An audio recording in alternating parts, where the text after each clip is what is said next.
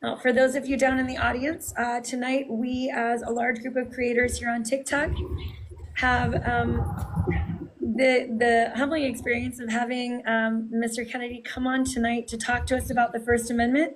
I think it might be his first TikTok live ever. We are incredibly humbled to have him here. And I hope you guys enjoy the next little bit while we ask some important questions and spend some time with a presidential candidate that actually was willing to come down and speak to the people without the filter of the mainstream media, just to come talk to regular, everyday people with questions that real people need answered. I don't know if you want me to call you Bobby or Mr. Kennedy tonight. What would you prefer? You can call me Bobby. Okay. All right. For anyone that's new here, I got to meet Bobby back in November. He had me in to record an episode of his podcast. It was supposed to be a kitchen table talk, and then we kept talking, and it got longer and longer. And so I got to meet him in person. That aired on February 7th.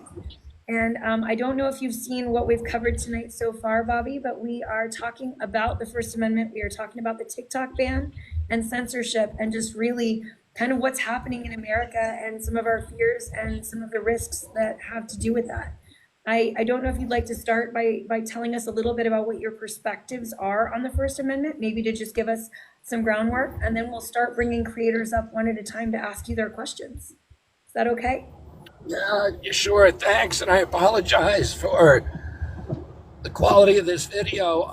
My plane came in late to Tampa, and so I'm driving right now across north central Florida, and I'm in a car, so I apologize to everybody. I was hoping to be in a hotel by now, but this is what they're trying to do in Congress is it's perverse, it's twisted, it clearly violates the First Amendment. It also violates the Fifth Amendment, which protects property rights. You can't just go take away somebody's property in this country without due process and just compensation. And it's about, we've seen this this impulse by government, particularly over the last 3 years since the COVID epidemic, openly censors speech of Americans. And, a lot of this stuff, I'm on TikTok. I have an account on TikTok. It's important for me to be able to communicate to people from TikTok. There's a lot of content in TikTok that I disagree with, but that's what democracy is about. Hamilton, Madison, and Adams said that they put the guarantee of free expression in the First Amendment because all of the other rights depend on it. If you have a government that can censor its critics or control what the public hears or learns, control the sources of their information, that government has license for any atrocity. And we saw in 2020, at the beginning of the COVID pandemic, when the government started censoring speech for the first time, pressuring. We now know from the Twitter files, from my lawsuit against the Biden administration, which is now up to the Supreme Court, the Kennedy versus Biden and Murphy versus Biden, which is a lawsuit by the Missouri Attorney General and the Louisiana Attorney Generals that my organization and me personally have worked very hard on that lawsuit.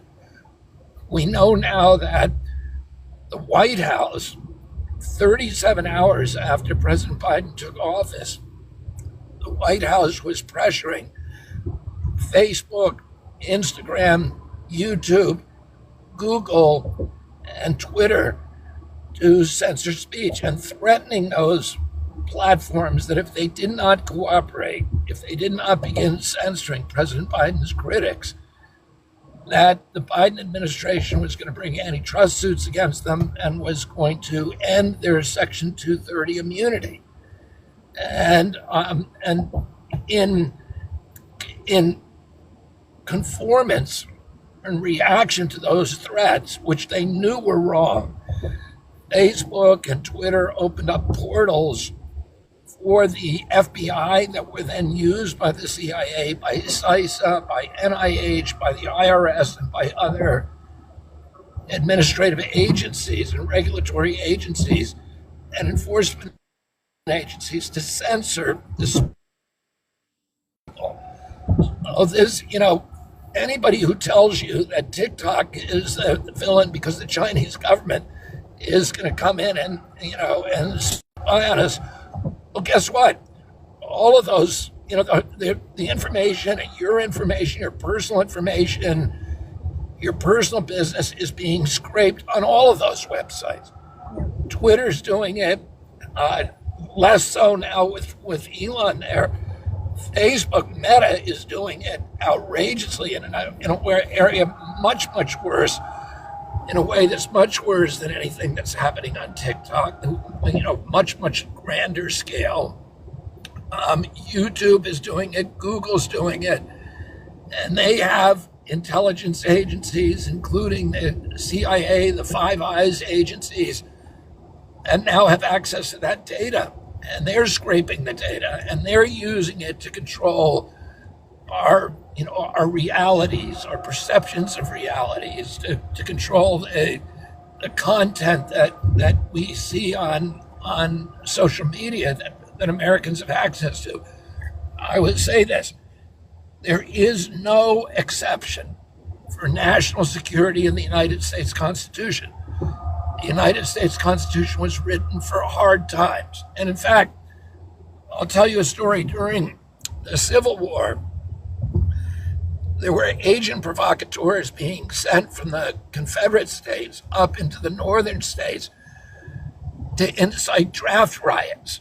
And it was absolutely demoralizing the North, because in New York and other cities, there were these riots against the war going on, and they were being incited by Confederates who were coming up for that purpose. Well, Abraham Lincoln knew who those men were, and he ordered them arrested, and he ordered the habeas corpus suspended for national security reasons. That we really had national security reasons at that point. 659,000 Americans died. It's the equivalent of 7.2 million today. We are the existence, the future existence of our nation was at stake, and we were being torn asunder. And yet, the Supreme Court, Justice Taney, wrote an opinion saying you can't do it. It doesn't matter if the life of the nation is at stake. It doesn't matter that, hundreds of thousands of people are being killed. He said, freedom of speech is more important right than anything else. And you can't trample it. You can't temper it. The Constitution was written by hard times, not for easy times. The Constitution was written not to protect the speech that everybody agrees with. It was written to protect the speech that is inconvenient, that nobody agrees with, that nobody wants to hear. Speech from people who are your enemies, speech from in 1978, there were many liberals who went and supported the right of the Ku Klux Klan to walk through Skokie, Illinois, which the American Civil Liberties Union defended them. Everybody was appalled by what the Ku Klux Klan was saying. But people thought, if we're Americans, we need to be able to die for their right to say it, even if it's repulsive to us. And that's what freedom of speech is.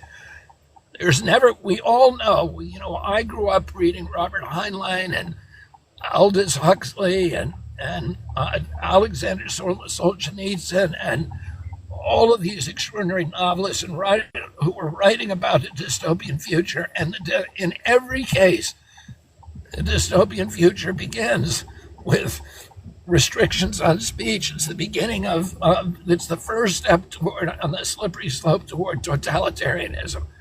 And there's never been a time in history when we look back and we say that the guys who were censoring speech were the good guys. They're always the bad guys, and they're the bad guys today. Listen, they banned RT TV, which is Russian language. They're trying to ban Al Jazeera. I am offended by that. I want to hear what the Russians think about us. I want to hear what Al Jazeera thinks about Israel. I have my own feelings about Israel, and Al Jazeera is going to disagree with me, but I want to hear what they're saying. It's important. Democracy is about trusting the demos, the people, to, if we have a free flow of information, that the policies and the ideas that are annealed in the furnace of debate will rise up and will triumph in that marketplace of ideas, and that is the advantage that democracy has on any other system of government. I'll say one other thing, because this isn't just about free speech. But it's the, using this threat of national security that the Chinese are, secretly infiltrating the minds of our children. So, well, we have the CIA doing the same thing on all of these American, on Meta and YouTube. We're being manipulated. We got rid of the Smith-Mundt Act, which prohibited the CIA from propagandizing the American people. And in 2014, President Obama got rid of those prohibitions. So every day we have our intelligence agencies manipulating us. And, the answer to that is not to get rid of all the communications, it's to get them out of that business. But by the way, I spent a lot of years litigating against factory farms in this country. The biggest factory farms are Smithfield farms, which are polluting the environment. Smithfield controls 30% of pork production in this country. They're destroying farm communities, and guess who owns them? China. Yeah, China. So if we're concerned about China infiltrating our country, we ought to start with our food supply, because they can starve us, and they're buying American farmland, they're buying American food production companies. And guess what else? I spent a lot of the last couple of years I wrote a book about the Wuhan lab. Guess who was financing the Wuhan lab? We were. Guess who was financing coronavirus bioweapons development in the Wuhan lab? We were. We were giving that technology, that cutting edge technology to the Chinese. Oh, if we're really worried about the Chinese, we should stop funding their bioweapons development. We should stop them from controlling U.S. universities, which they're doing through millions, of dollars through their program of infiltrating and stealing our information. We should stop them from controlling our utilities, our communication systems. There's so many. We should stop deindustrializing our country and sending all of our factories over to China. If we're really worried about it, that's what we should be doing. We shouldn't be going after TikTok. We have destroyed this generation of kids, and they can't buy houses. The kids who are using TikTok, we're destroying their capacity to start businesses. The one place that a lot of them are finding a gateway for their entrepreneurial energies is TikTok.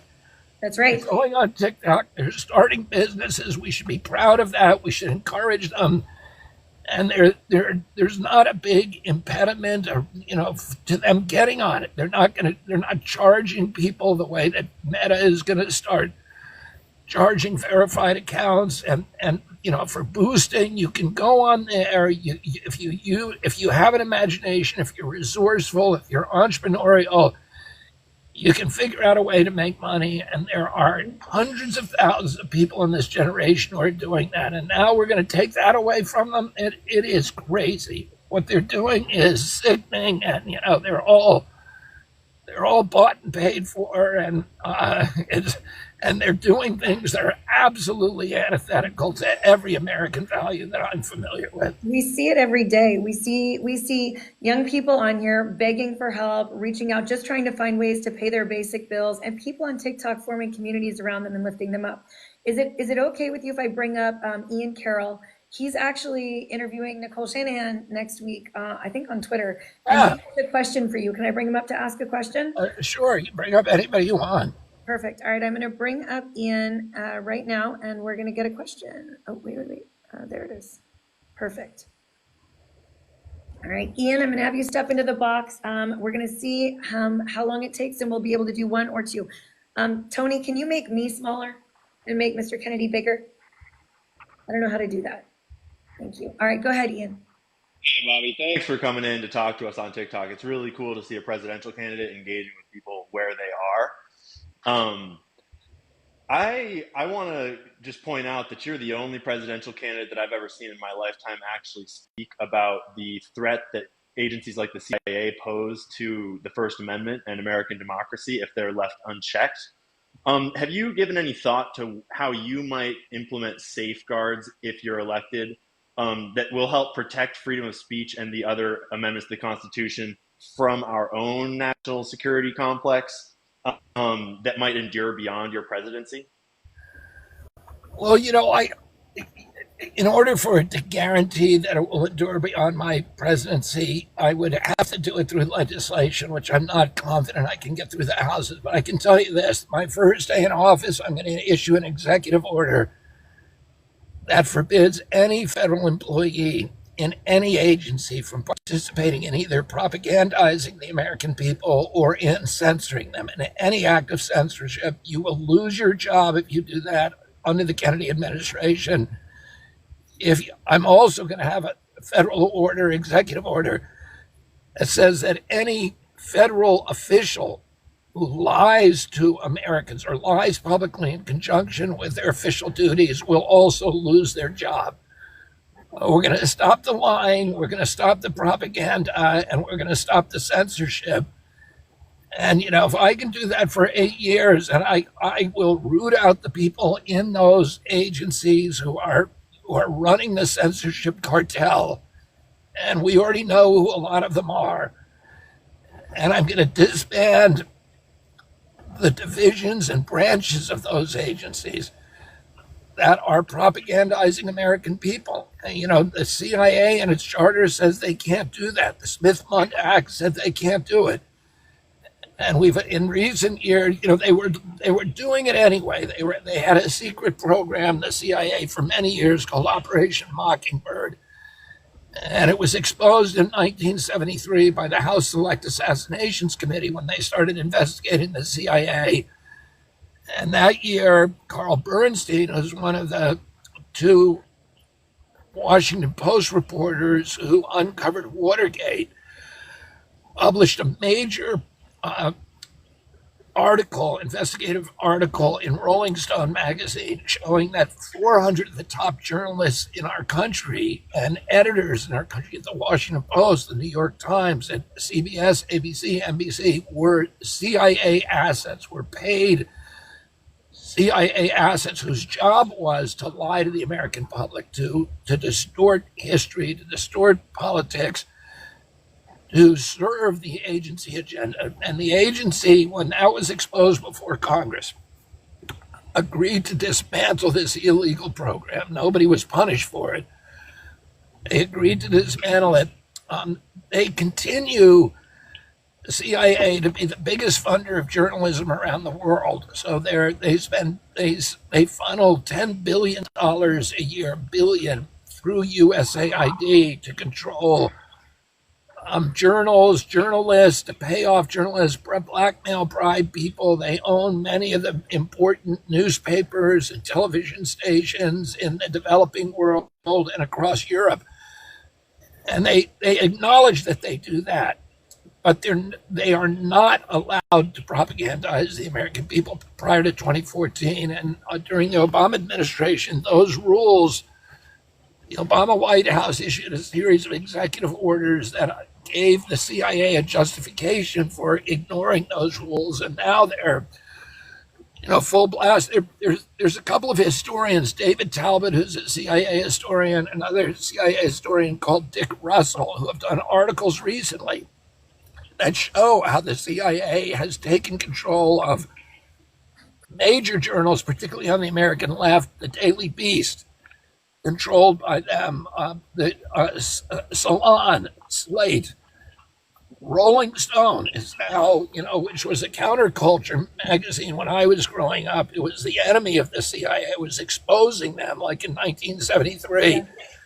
Today it's controlled. The editor is a guy called Noah Schlackman, who comes out of the national security state. And if you read all of their articles, it's all about promoting, the CIA agenda, the Ukraine war, vaccination for everybody, etc.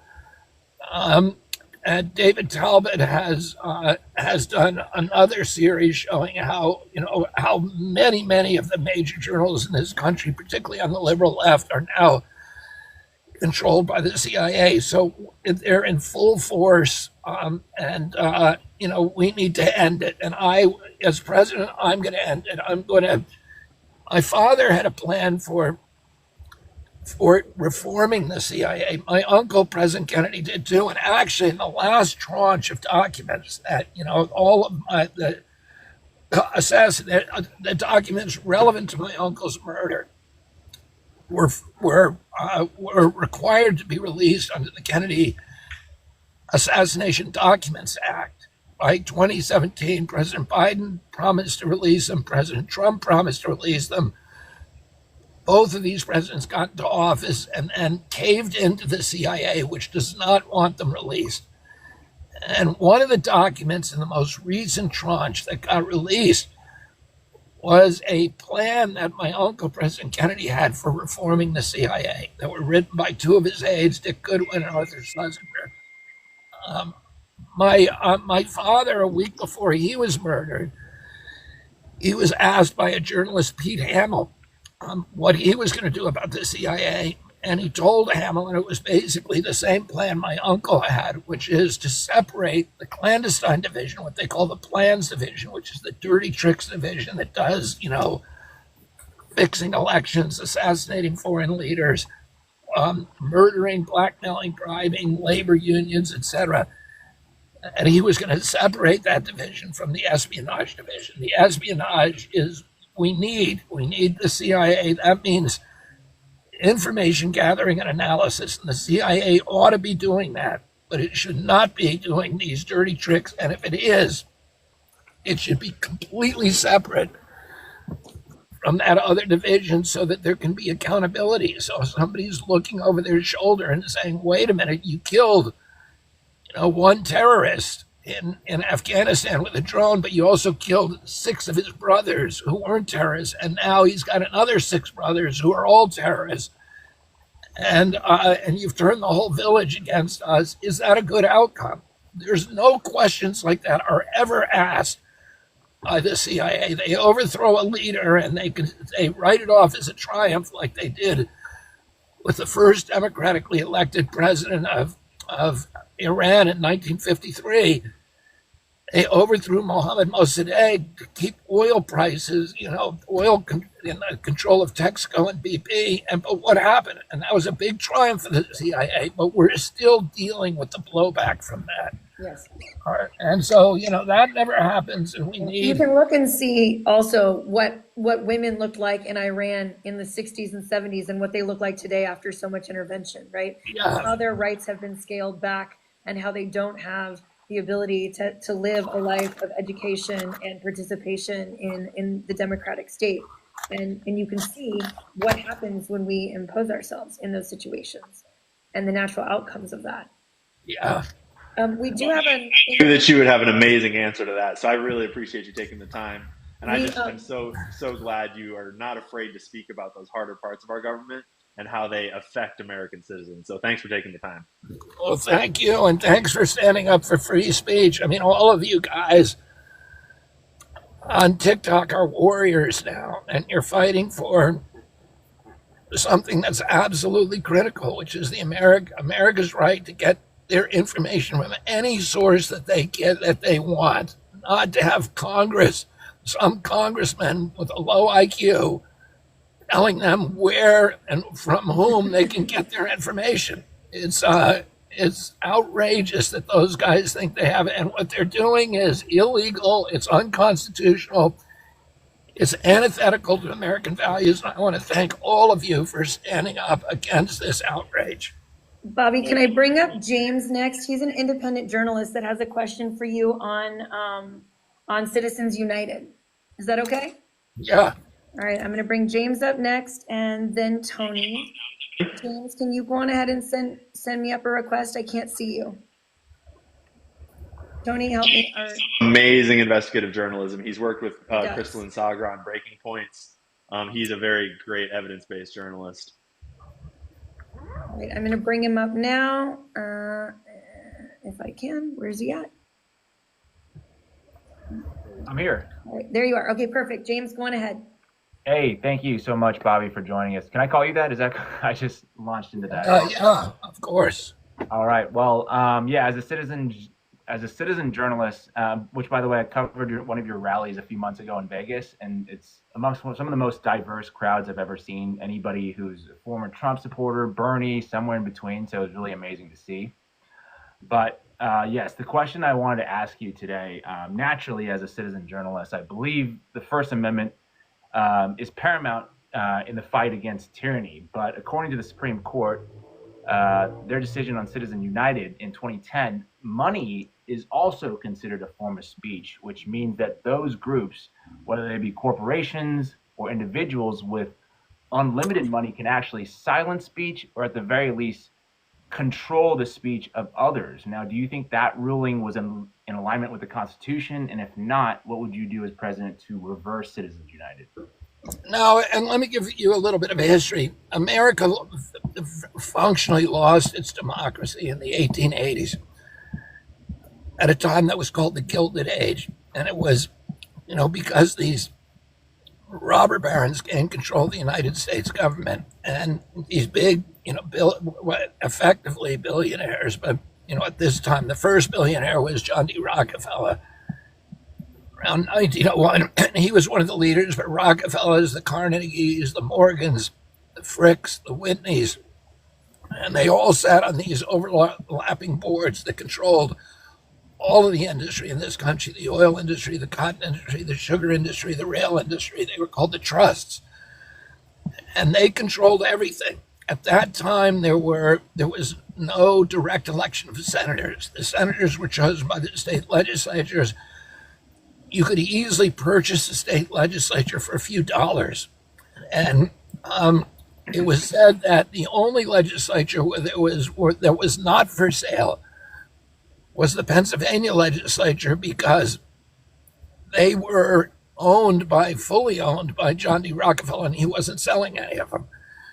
But the legislatures picked the senators, and the senators who ran the political parties would then pick the president. So it gave these robber barons control over the White House and the Senate and all of the instrumentalities of our government. And then something happened. There was a popular movement. There was a populist movement in the countryside and agricultural areas that was Democratic. There was a progressive movement in the cities that was Republican. And they got together, and there was a group of muckraking journalists, Ida Tarbell, Sinclair Lewis, Upton Sinclair, and many others, who started writing about the Rockefellers and the corruption. And the American people got outraged, and they elected a president, Teddy Roosevelt, who was part of the oligarchy, but he was not scared of it, and he was rebellious, and he was willing to take them down. And they passed the Sherman Antitrust Act, and they dismantled they broke up Standard Oil, the biggest company in the world. They passed a 40-hour work week. They got rid of child labor. They gave women the vote for the first time. They made direct election of senators. They passed all these reforms, but the most important one was a law they passed in 1908 and made it illegal for corporations to donate to federal political candidates. Well, that law, we got our democracy back. And that law stayed in place for 100 years. And then in 2008, a business-oriented Supreme Court, as you said, in the Citizens United case, issued this crazy holding that said that a political donation is speech. Oh, it enjoys First Amendment protection. So you can't regulate campaign finance. There's no other country in the world that considers money to be speech. And of course it isn't. It's legalized bribery. But all of these enormous problems, the corporate takeover of our government really just accelerated at that point. And now our government is this corrupt merger of state and corporate power. The corporations own all the agencies. They become sock puppets for the industry. They are no longer representing the welfare of the American public, but rather the mercantile interest of the corporations they're supposed to regulate. What do we do about it? It's very, very hard now to regulate campaign finance. And the only way, in my view, that we get rid of Citizens United is with a constitutional amendment. And that means we have to get 26 states to adopt a law that says we need to get rid of Citizens United case, and that that the federal government has the capacity, that Congress can regulate campaign finance laws. And one of the things I'm going to do as soon as I get into the White House is I'm going to strongly push a constitutional amendment in all of these states to get rid of the Citizens United law. It's the only way we can do it, but it's absolutely a necessity if we're going to reclaim American democracy from from this new oligarchy of billionaires and the corporate kleptocracy that now governs our that is now subverting America's exemplary democracy. Absolutely. Totally. I mean, that's to me, that's the number one thing. That's the root of all issues, no matter what issue you're looking at. It stems down to, okay, what is the money telling us? So I appreciate you for coming on and answering that question. I 100% agree. Bobby, we're going to go to Jason Linton. He has a very large following here on TikTok, and he is the head of a foster family that has a lot of us that are very invested in all of the things that go on in his household and the community he's building. He has a really amazing question on sort of what his children are facing as they go to university and their ability to exercise their First Amendment rights. I'm going to let him go on ahead. Thanks for giving us the opportunity to address you directly. This is the first in history that a presidential candidate has done this, and we really appreciate you for having the courage to come on here and face us and our questions. And this is one of my questions. Is one of the issues that have been taking center stage in the media these past several weeks is an increase in the crackdowns on students protesting the genocide in Gaza. Do you believe that their right to protest on college campuses should be protected? I absolutely do. I would differ with you and with them about whether there's a genocide going on in Gaza. I think there is a genocide going on in the other Mideastern countries. It's a genocide against Christians and Jews. I do not believe that what's happening in Gaza is a genocide, but I believe that students ought to be able to protest it. They ought to be able to speak about it. They ought to be able to voice their protests, and as long as they do it peacefully and without interfering with the rights of other students to get an education or damaging property, if it's peaceful protests, it's absolutely protected by the First Amendment, and it's something that we all ought to encourage, whether we agree with it or not. Thank you so much. I'm bringing up Lindsay right now. She has a question about small businesses and some of what they're facing. Lindsay, I'm going to bring you into the box. Hello. Hello. Lindsay Taylor. Go ahead, Lindsay. Hello, Mr. Bobby, Mr. Kennedy. Hi, I'm just a mom on TikTok. My question is, if TikTok gets banned, 7 million small businesses would be shut down, and millions of creators and their families would lose their livelihood due to such an extreme and chaotic and almost unanimous bipartisan vote. What would that do to the economy? And if these business owners and creators suddenly lost their revenue because of the ban, would they have a right to sue somehow due to the loss of income? And if not, could anyone file on our behalf like an attorney general? I don't know if you have the numbers, Bobby, but right now we know that TikTok is paying out about $23 billion a year to small businesses and supporting over 300,000 jobs in the United States each year through small businesses. Yeah, well, those are jobs we can't afford to lose. And I'm going to litigate on this issue against TikTok and on the illegal constraints on the First Amendment. These are Fifth Amendment issues. They're taking people's business without due process, without just compensation. It's the same thing they did, using the so-called COVID emergency. They shut down 3.3 million businesses in this country. with no due process, no just compensation. They shifted $4 trillion in wealth from the American middle class to this, new oligarchy of billionaires. They created, President Biden and President Trump created a billionaire a day for 500 days during the global lockdowns. And the most important impact was on American democracy, because American democracy is rooted in Main Street businesses.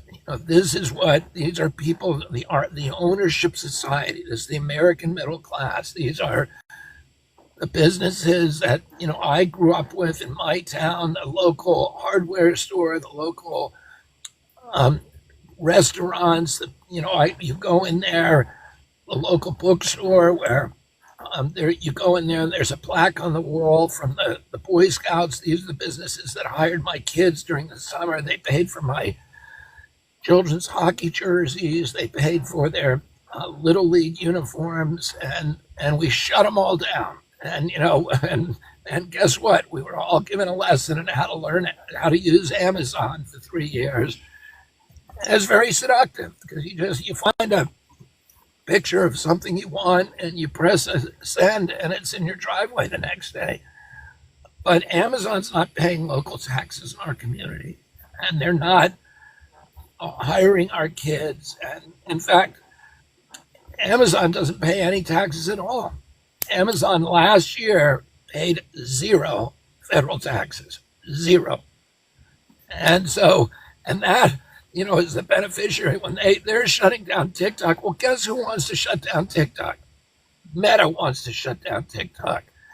The people who profited off the COVID pandemic, who got rich, super rich, Google, all of these big platforms who now are seeing TikTok as a threat, and they want to get rid of it. And so, it's a threat to me. There should be diversity. There should be a diversity of information sources.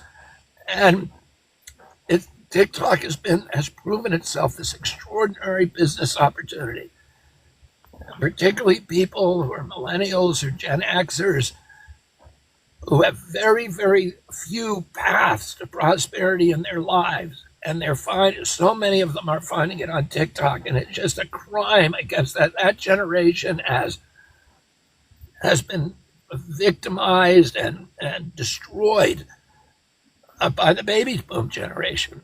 By all of these congressmen and senators who pretend they're trying to safeguard something about our country, and they're actually destroying it. They're all the ones that supported COVID lockdowns, and now they're supporting this, and it is a crime. And anyway, I'm going to sue them, and I hope you guys will too. That is a perfect lead in to Tara Lynn's question. We're going to Tara Lynn Romero. Tara Lynn built her TikTok community, but when the government tried to come and take her property from her, they tried to adversely take her property that she had purchased, and she built a community that fights for property rights all across the United States. And they've helped defend owners' rights in multiple jurisdictions. And she has a couple of questions for you. Go ahead, Tara. Carolyn. Hi, thanks so much, Tiffany and Bobby. I echo everyone's appreciation for you having the courage to come live and sit with us and answer our questions. So I want to start with that. My question to you is this. A lot of people want to know what they can do to help fight the forced divestiture of TikTok. We know that you filed a lawsuit. Several creators have also filed a lawsuit.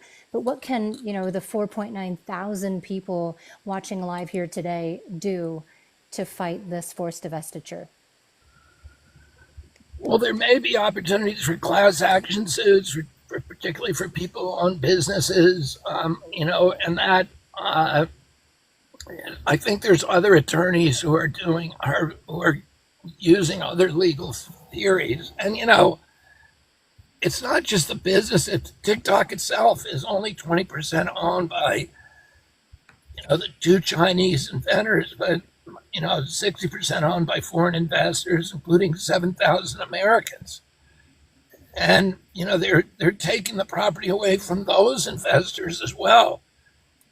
I think there's a broad range of people who have claims, and I have not researched the legal claims for people who are running businesses, but this just seems to me like such an obvious affront to the Fifth Amendment guarantee of due process and just compensation when the government takes away your business.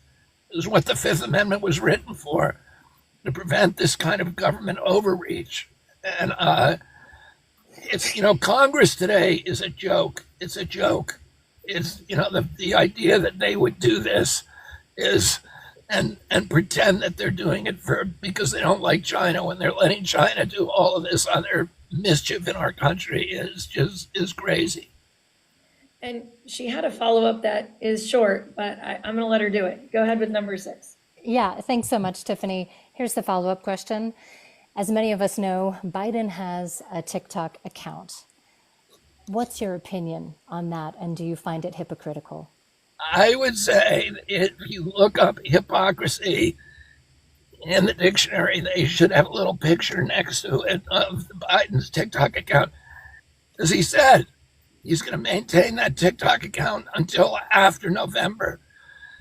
Oh, if it's so dangerous, if there's such a national security, emergency that they're going to close down all of these businesses for TikTokers and injure the economy so dramatically for national security reasons, well, why is he keeping his TikTok account? Why doesn't he stand up? During the American Revolution, there were a lot of Americans who put their property on the line. They put their lives on the line. Many of them died to give us the Constitution. They put their reputations on the line, their salaries, everything. And, President Biden is trying to do something here, have his cake and eat it too. He's it's like wearing the American flag on your lapel. That's an easy kind of patriotism. I'm going to shut down my neighbor's business. But I'm not going to shut down my own. I'm not going to let it even interfere with my election, business plan. I'm just going to shut down your business out of my patriotism. That's what he's doing. It's comical and offensive. Well said. Thank you. Thank you so much. Guys, I think I can take one more question, but I'm almost up to an hour now. You have given us far more than we expected, and we appreciate it. I'm going to ask, what would you say to all of the young people of America that have found TikTok as their home, the place where they're finding ways to make ends meet, the place where they're finding ways to circumvent their impossible housing solutions, the place where they've come to find ways to coordinate with people on things they're passionate about, whether it's protesting at the Capitol with us on TikTok or in universities over a war overseas. Like, what would you say to them about the prospect that so many of them have lost their hope, and the government, it seems like, it just keeps taking things, and now it feels like they're taking their voice. They're on the verge of giving up, so many of them. What would you say? I would say stop complaining and organize, start fighting back. And like I said, this is the new American Revolution. Free speech is the front line, and this is just one of the many, many attacks on it. And we all need to get together and fight for this. And, my campaign is going to do it. If I get in there, this is not going to happen. And, I'll fight for your right to speak, for your right to organize, for your right to run a business, for the right to get information from any source that you want. That's what America's about. We're supposed to believe in democracy, and we need to do everything we can. And I know a lot of you have organized. We need to do everything we can to stop them from doing this. And I will be there to help you all along the way. We're so grateful for you coming on. We are grateful for the bravery of facing us without any prep. And thank you, even though your flight was late, thank you for taking the time in the car to meet with us. We have had tens of thousands of people come through this live in the last couple hours. And while Mr. Kennedy is going to step off, the rest of us are going to stay on and we're going to continue this conversation. We still had a ways to go. So we're so grateful you were here. I appreciate you taking the time, the energy, the effort, and for honestly just putting the questions of these everyday Americans ahead of what some journalist that is paid to ask you a specific question would ask you. I'm just really grateful for that. Anytime. Thank you. And Thank you so much. thanks for bringing the fight to Congress. Thanks, Bobby. You have an amazing night, and we hope to have you back soon. Truly. Thank you. You guys. Have a good night. Well, wow. Thanks, Bobby. That was so cool. It was so cool that he was in the car. He's like, my flight was late. I'm driving. I'm just a dude with a phone, but I'm in a car and I can talk on the phone to the people. That was pretty cool, honestly. Mm-hmm. I agree. I think. Go ahead, Stephen, please. I said I agree. I think it's firsthand representation of the access to information that TikTok allows us to consume. You know, just the availability and the access to information, regardless of who anybody chooses that they're going to be voting for. In my opinion, this is just an example of our leaders that are standing behind and supporting our right, our First Amendment right to freedom of speech, as well as the Fifth Amendment right that this TikTok ban poses to every single American user. 170 million American users of the application. So, yeah, could I just say it? I was trying to keep up with the chat while he was talking, and this is exactly why they're not going to allow him to be on the debate stage, because I could see people in there saying, man, I didn't like this guy, or like, now I'm confused on voting day, because I think people have their preconceptions of maybe his ideas or what he stands for. He's some kind of kook.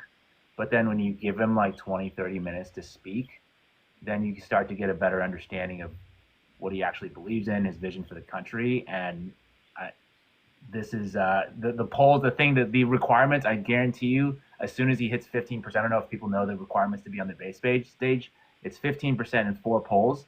And right now, I think he has 3 polls that he's above 15%. But I guarantee you, if he gets that 4th one, it'll be like, oh, well, we got 20% or some other bull crap they're going to make up.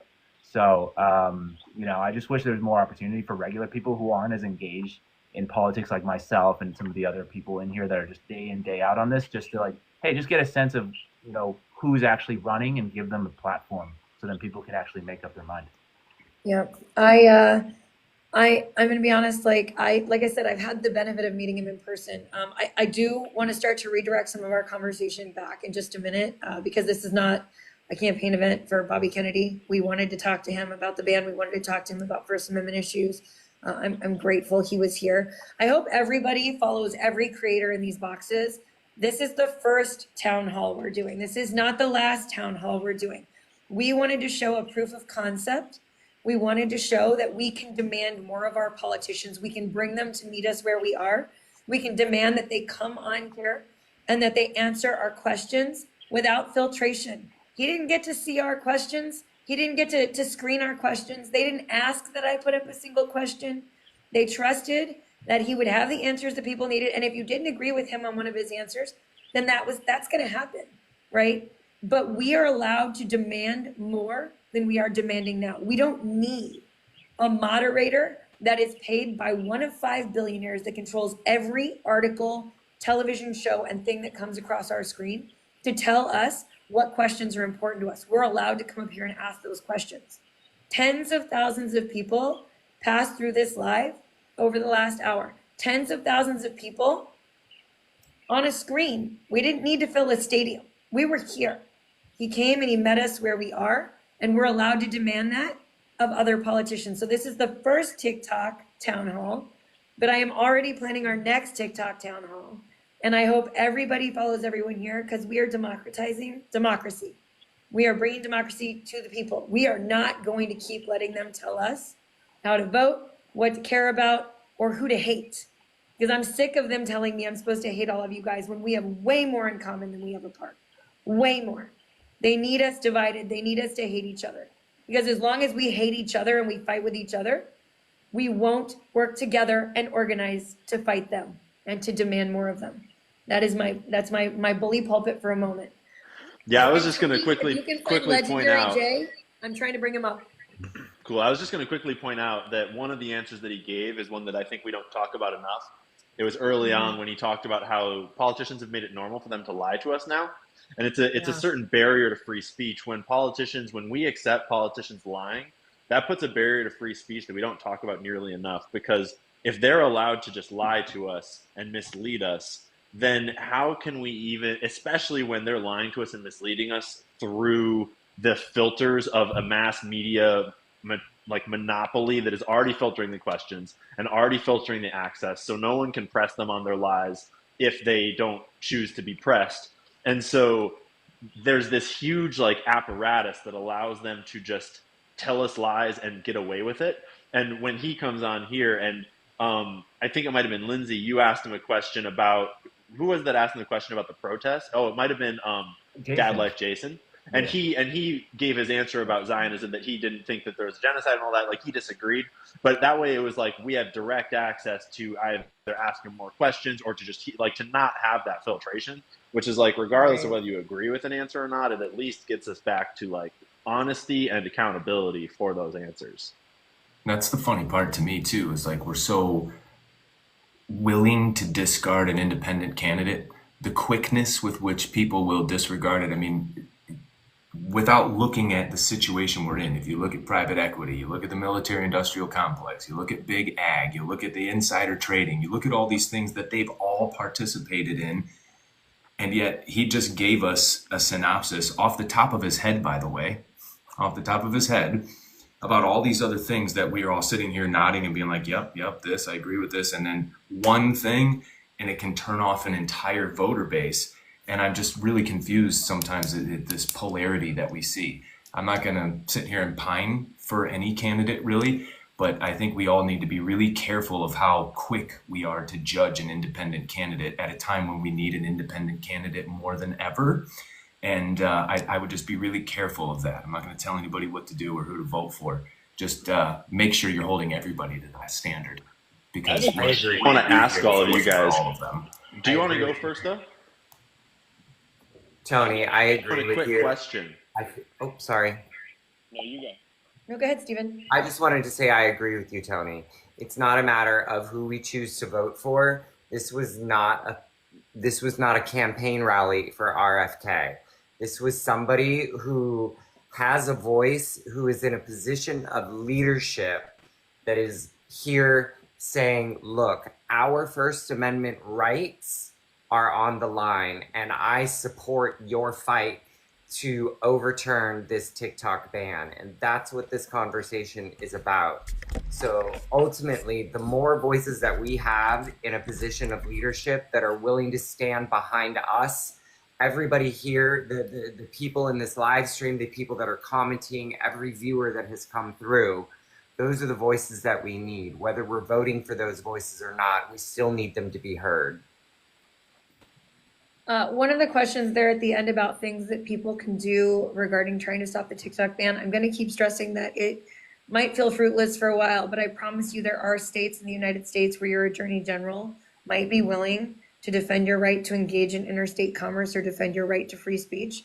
There probably aren't a lot of states, but there are states, I promise you, especially with attorney generals that aren't running for re-election. If free speech is their language, they might be willing to. So I encourage all of you to contact your governor's offices and your attorney general's offices, especially in the states that have a more bipartisan makeup, like swing states. Ian, are you talking to your dog? He muted. I don't know what that I was. actually have to pick up my son, so I'm going to drop out. You can bring somebody else up. Thank you so much for this opportunity. Lindsay, I was so glad you were here. Thank you so much. And thank you so much for trusting me when I called all these guys that are way fancier than me on TikTok and they said yes. I'm so grateful that everybody trusted me to do this first TikTok town hall, to come here and ask hard questions. And they put so much effort and work and thought into it. So I'm just going to say one more time, please, please, please follow all of the creators in here. Please. You don't have to follow me if you don't want to, but you should follow everybody else. I hope you follow me, but follow everybody else, please.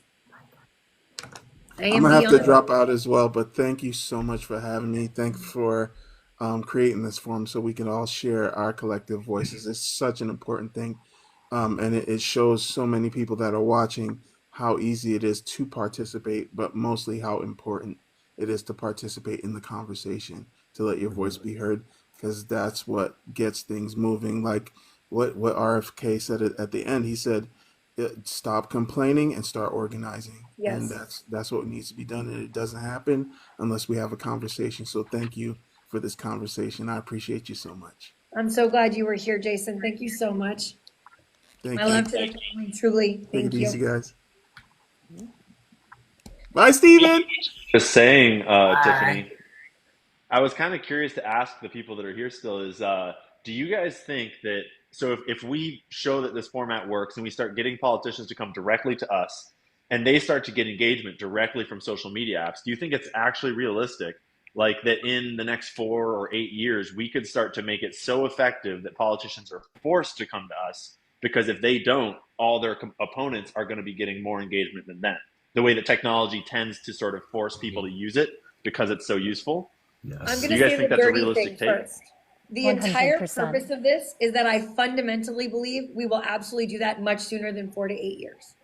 Yeah. And I'm going to say right now that a big goal of a number of people in these boxes, and I don't want to speak for everybody, but some people that I've asked directly have said, is that we want to lift up the independent or the small candidates that aren't taking money from PACs, that aren't taking money from billionaires, that just want to serve their communities and don't have a fighting chance. This platform can give it to them without needing to rent a stadium for 10,000. We can bring them the 10,000. We don't need a stadium.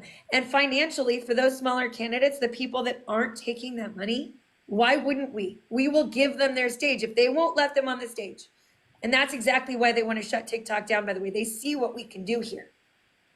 But why would we not? Why would every independent candidate, and I'm not saying an independent party, I mean any non-backed candidate that is not funded by a billionaire or some mega PAC that is telling them what to do and how to do everything they do, that doesn't have an independent thought or an independent desire to truly serve instead of just getting there to insider trade.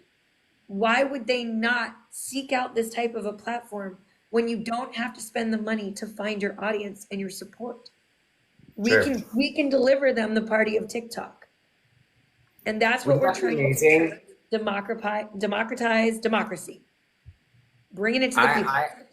I look forward to the day that we have a candidate that is running for office who only utilizes the reach of free advertising on social media platforms to achieve their success.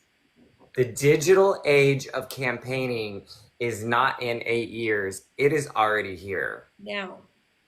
There just needs to be one candidate. It doesn't even have to be the presidential level. It could be a congressman, a senator, whatever lower level. An incumbent. And they need to prove that they can win without going through the traditional path. Because honestly, like my cynical outlook is all of these are politicians. They want to win. So whatever it is that gets them the win, they will do. So if it's going through us, through more democratized platforms, through talking to regular people, that's what they're going to do. The only reason why they take that money from AIPAC or whoever is out there is because it's going to help them win. But if that no longer helps them win, they don't need that AIPAC money. They just go through us because we can deliver them the victory. And I'm going to say fundamentally, I stress this over and over and over again, but there are good people that want to run for office and are stopped from succeeding in that endeavor every single day by the simple fact that they can't raise enough money to show the world the good they can do. And instead, what happens is absolute power is corrupting absolutely. And we find these dinosaurs that got into Congress before anyone in this window was born. They have been there since before we were born, okay? And they get into Congress and they cling to power like a goddamn barnacle suffocating a sea turtle, right? And they stay there forever just trying to scrape power. They have enough money. They've got the money. And you see creatures like Mitch McConnell and Dianne Feinstein that are quite literally, Dianne Feinstein was on her deathbed literally in a wheelchair, and her aide wheeled her in and lifted her hand like a sock puppet and said the word I, and you heard it on the tape. They're like, you've got to say I. And she goes, where am I? You've got to say I. They made her vote. She should have been at home with her grandchildren, her cushy-ass Senate pension fund, and she should have enjoyed her retirement. But she was so desperate to cling to that power because you get the wrong kind of people serving when the only indication or the only like motivation they have is more and more power. We need to find people that want to serve for the right way, and those are the exact same people. They're the exact same people that will be the ones that will help us to set new law that will create the term limits and get rid of the insider trading. We can do this. We can do this. And I realize everybody thinks I'm just some altruistic like whack job when I say that. But I believe fundamentally it's possible because they can't control how we communicate anymore. They can't. And it could be inspiring enough, you know, Yes. not only at the state and federal level, but in your local elections as well. Get the right people to run for commissioner, mayor, Yes. city manager, your council. All of it matters. And the longer we wait and the longer we shun independent candidates and just go with party leanings and things like that, the more we're just going to see the same old, over and over again. You know, Santa Corky's in the audience. Santa, I'm so happy you're here. If you want to come up, you just send the request. I love Santa Corky so much. I love him. I need to jump. I have It's okay. a We're 10:30 actually at the end. We've come to meeting. 10:07. Yeah. We are at the wind down point, guys. I hope we get on some more lives. Maybe we'll start something weekly or bi-weekly where a bunch of us jump on to continue our conversations. I'm hoping to have an announcement on our next TikTok town hall in the next couple weeks.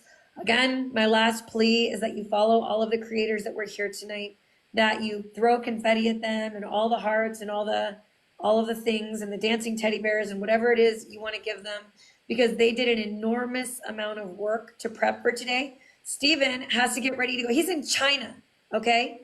He got up early in China to come on here today for us, right? Like, that's not an easy thing to do. And I'm very grateful. Ironic that we're sitting here talking about our First Amendment right to It's freedom of amazing. It speech wasn't and shut down, expression. though. It's But so yet, weird that I we am weren't shut here down in or China, censored. exercising my right to freedom right. of speech in a foreign country. They say doesn't allow that. So here I am. Yeah. Well, So, using a thank VPN? you. does anyone have any final thoughts you'd like to I say was, before we close it down? I was just gonna ask if he's using a VPN because I had some issues in China when I was there. Off and on. I haven't had to 100%, so no.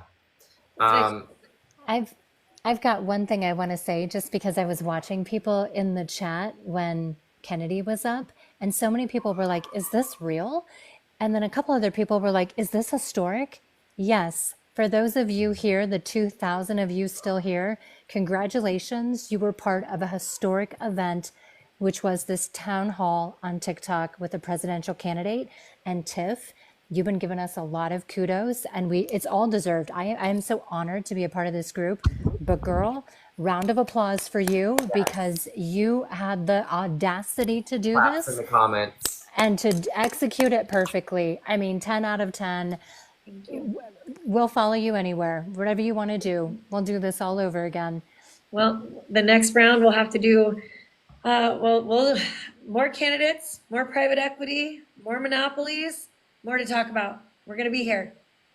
A couple things before we wrap. I want to say Go, Tony. to all the creators in here, if you want to leave a comment really quick, there's a lot of people who want to follow you, and for whatever reason, they're not able to tap on the windows to do so. So if all of y'all want to leave a little something down there and do that. And the other thing, there's so many people that seem hopeless in the comments tonight. The apathy is real. And I'm going to tell you right now, apathy was the wagon that brought us here. And the less we participate, the more it's just going to keep going where it goes. And if we want change, we kind of have to just pick up a shovel and start working on it in your own little corner, in your own little niche, in the way that you know how. Doesn't mean everybody's got to run for a seat. There's a lot of ways to build up community, state, and communities and states happen to make up the United States that we call a federal government. So don't forget that part. Hope is everything. If we can make it through ice ages, we can make it through this. Callie, do you have any last words for us today? No, but a bug just flew on my computer screen, so no. Thank you so much for being here, Kelly. Thank you for coming to DC and introducing me to a new friend and like someone that's so supportive. I'm so glad you're here. I would not, you ride or die with this girl. Yes, The girl, thank you she so much. fights and fights and fights and fights like hell for her little corner of TikTok and the amazing business she's built. Thank you so much for being here. Thank you. Truly. Sorry, that bug definitely scared me. But thank y'all for joining the fight. Thank you for everybody who joined. Thank you for everyone who joined in DC while we were there. Thank you for everybody who contacted your representatives. I know it Yes. feels like it didn't matter or that it didn't turn into the result we wanted, but being involved in our government is what's important. I was talking with some other people that are on this live that are from South Carolina. We're making plans. Our representatives like refuse to even respond and listen to us.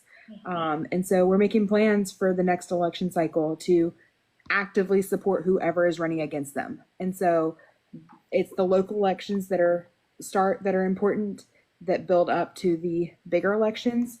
Make sure you're participating in all the ranges, all parts of it, because each of those levels matter and affect you in your daily life. Yep, absolutely. James, do you have any last words for us? Well, it's just a really big time appreciation and honor to be here with each and every one of you guys. I know you guys bring different things to the table. I'm glad we're all here, very diverse crowd. So I love that. And I look forward to I know, Tiffany, I'm going to come out to DC in like a couple of weeks, actually. Yeah.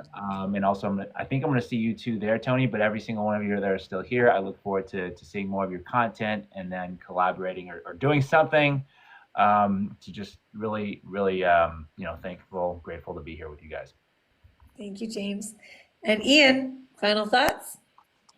Yeah, I got to ping pong off what Tony was saying earlier about apathy. Apathy is seditious. It's subversive.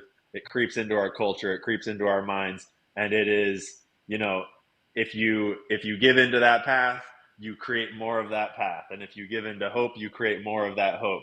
And so we can all see our world changing around us, if for the better, if we want to see that, and for the worse, if we want to see that. And this is clearly an opportunity here to see a change for the better in our political system, in our social systems, in our culture. So I would love for people to leave this feeling a little bit of hope for our voices, for our politics, for change in the future. It might not happen immediately, might not happen right now, but it will happen because inevitably the playing field is being leveled, and it's because we're all working to level it.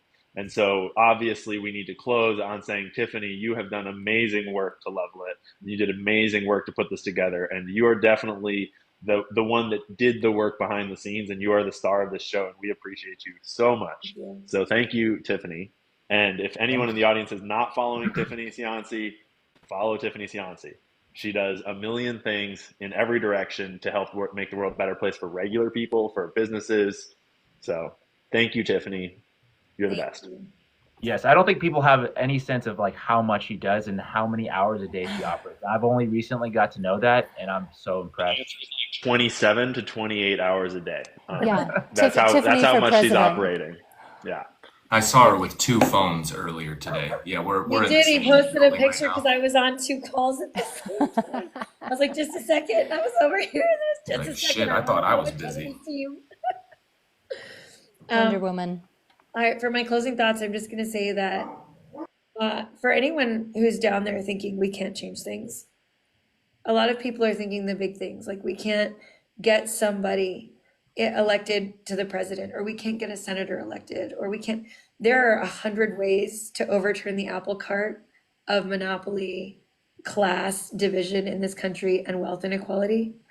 I have watched just recently, I mean so recently, like in the last 48 hours, as these huge systems of small businesses that are losing everything to private equity got together in groups and started winning court cases against massive monsters they never thought they had a chance against. Truly, monsters that had billions to spend. It's only through finding your voice and your community that you guys can work together, all of us can work together to actually change anything. And they being literally like the billionaire controlled state, the uniparty, the two wings of the same bird, the same millionaires that everyone that's elected in Congress right now works for, the status quo of their desire to keep insider trading and to work for those billionaires to keep that money train rolling through the station. They want you to believe we can't change anything. They want you to believe that. Do you know how many generations of people were told to believe they couldn't change anything and change everything? So every generation. Every single one. And we've never had the ability to organize. We've never had the ability to communicate so effectively. We've never had the ability to access information so immediately. And if ever there were a time in history that we actually could work together and change everything, I assure you that moment is now. You know, it might not be today and it might not be tomorrow, but I promise you it starts today. Today it started by getting a presidential candidate polling at 16%. To step away from giant rallies and to just get on TikTok and take random questions from strangers. And that means we can demand that of anybody we want. Anybody. And if they're not willing to do that, what do they have to hide? That's the only question we should be asking ourselves. If they're not willing to get on here and answer hard questions to their constituents, what do they have to hide? And that's how we're going to know who we need to lift up. We have 170 million people on this platform in America alone. You can change a lot of minds and a lot of hearts with that many voices. And you can lift up a lot of people with likes and with voices instead of money. We can change everything if we want to. And I wouldn't be fighting this hard if I didn't believe that. I wouldn't have fought as hard as I did to create this first town hall if I didn't believe that. And so I hope every single one of you leaves here truly believing that you are capable of wondrous things, amazing things, because you are. And I truly hope that all of you follow everyone and come back because we have so much more to do. So much. And on that note, I'm going to shut it down, guys. Signing off for this evening from our very first TikTok town hall. We are so glad you guys were here. We are so grateful for the love and support and the turnout. And we can't wait to have you guys back next time. Everybody have an amazing night. Bye, guys. Good night. Toodaloo, kangaroos. Bye, guys. Homies.